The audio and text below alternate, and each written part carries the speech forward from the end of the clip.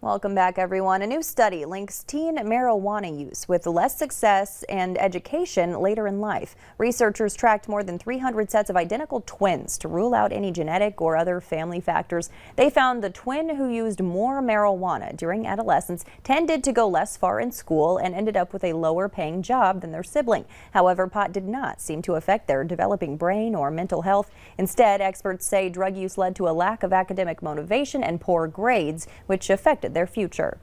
A new survey reveals only half of parents who use rideshare services use proper car seats for their children.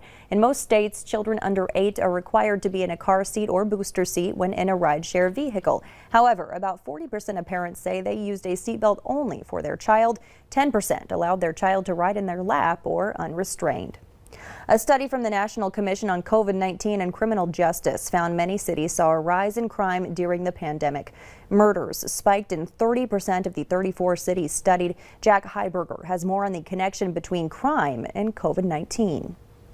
If you have a violent life, it would just do nothing but beget more violence. If anyone knows firsthand how violence can forever change a life, it's Jalen Miller. Being shot 5 times and having my little nephew shot in the head and once in the leg as well. The 2020 murder of his nephew remains unsolved, and yet now is being viewed in a larger context. Dallas, like many other cities across America, saw a sharp rise in violent crime that researchers are still trying to understand. We saw a 30% rise in homicide rates in the 34 cities for which we could get data. Richard Rosenfeld authored a new study released this month that found while property crime and drug offenses have fallen during the pandemic, violent crime has almost universally risen. The stress and strain associated with the pandemic, not to mention the economic consequences of the pandemic, really should not be discounted as